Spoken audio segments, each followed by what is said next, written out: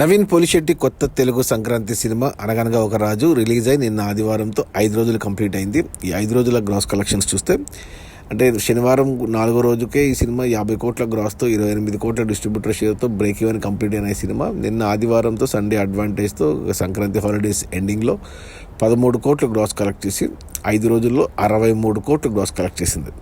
ఇక ఈ 63 కోట్ల గ్రాస్లో థియేటర్ల రెంట్లు, గవర్నమెంట్ ట్యాక్స్లు, ఖర్చులని పోను డిస్ట్రిబ్యూటర్ షేర్ వచ్చేసి 35 కోట్లు ఉంది. ఈ సినిమా బడ్జెట్ 60 కోట్లు అయితే 28 కోట్లకు డిస్ట్రిబ్యూటర్లకు అమ్మారు. 28 కోట్లు వెనక్కి వచ్చి మరో 7 కోట్ల లాభాలతో సూపర్ హిట్ అయింది. ఈ సంక్రాంతికి వచ్చిన సినిమాల్లో ఇది 2వ హిట్ సినిమా. మొదట చిరంజీవి సినిమా హిట్ అయితే బ్లాక్ బస్టర్ అయితే, తర్వాత ఈ సినిమా, ఆ తర్వాత శర్వానంద్ సినిమా. ఈ 3 సినిమాలు కమర్షియల్గా బాక్స్ ఆఫీస్ దగ్గర హిట్ గీత దాటాయి. ఇక మిగిలిన రాజాసాబు అండ్ మన రవితేజ సినిమాలు ఇంకా హిట్ గీత దాటలేదు. అది మన నవీన్ పోలిశెట్టి కొత్త తెలుగు సినిమా అనగానే ఒక రాజు, produced by Sithara entertainments. Suryadevara నాగవంశికి 2 ఫ్లాపుల తర్వాత మళ్ళీ హిట్ పడింది. రిలీజ్ అయిన మొదటి 5 రోజుల్లో 63 కోట్ల గ్రాసు, అందులో డిస్ట్రిబ్యూటర్ షేర్ వచ్చేసి 35 కోట్లు.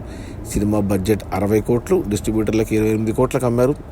28 కోట్లు వెనక్కి వచ్చేసి మరో 7 కోట్ల లాభాలతో సినిమా సూపర్ హిట్. ఇక ఈరోజు సోమవారం వర్కింగ్ డే. ఇక ఈ రోజు నుంచి కలెక్షన్స్ తగ్గుతాయి. లాంగ్ రన్లో సినిమా 75 కోట్లు అయితే అందుకుంటుంది. బట్ 100 కోట్లకు వెళ్తుందా లేదా అనేది వేచి చూడాలి. Okay, bye.